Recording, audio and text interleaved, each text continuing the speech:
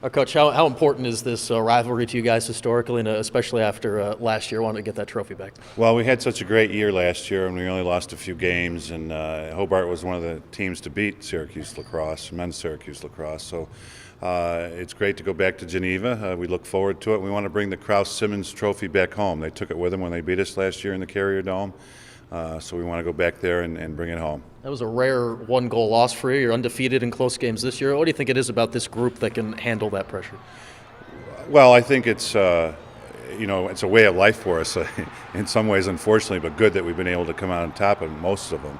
But when you look at the Hobart-Syracuse game, I think you can throw the records right out the window because it's always been a very competitive game, whether it be in Geneva or be here in the Carrier Dome. They're familiar with it.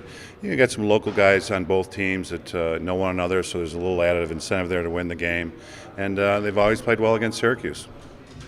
You guys look like a different team than that Duke game, which seems like it was so long ago. Are you happy with where your program's at right now? Oh, yes. I think we're playing much better. Obviously, we're winning some face-offs, which helps our cause. The defense is playing better. The goalies have been very solid, and when we can keep the ball with our offense, we're usually going to score goals. John, everyone's mentioned Billy Ward as kind of the vocal leader and the guy they look to when things need to be said. How has he become that guy over the course of his career? Well, we voted for captains at the end of fall ball, so everybody had a chance, including the freshmen, to get to know some of the older players on the team. And we come back in the spring, and we come back in mid-January, and he just every week seems to be more of a leader. I think he's more comfortable in the role.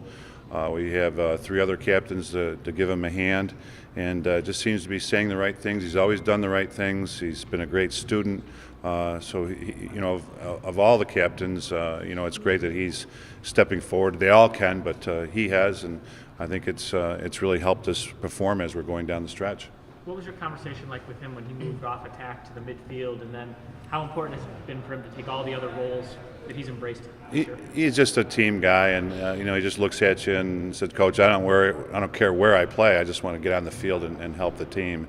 And he's done that more, off the field, on the field. He comes in the office to watch film, and he's always saying the right things to the team. And when we have our captains meetings with the coaches, it's always great to hear what he has to say. He's usually right on.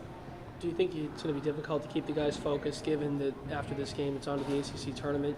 There's Super Bowl for you guys. You're looking ahead to playing possibly Duke in the ACC tournament. Is it going to be difficult to keep the focus? Well, that's why I think we're talking about last year's game. We're talking about the Krause-Simmons Trophy, just to get them focused, on Hobart. And it's always the case. You come off a big game like Carolina, and you're thinking about that game, and it's just time to refocus. But that's where guys like Billy and the other captains talked about. I think in that press conference in the Carrier Dome right after the Carolina game, Billy thought. His comments were that he, enjoyed the game, was happy that we played well, but now he has to refocus and get set for Hobart coming up next Saturday. So it was good to hear him say that. He's already thinking ahead.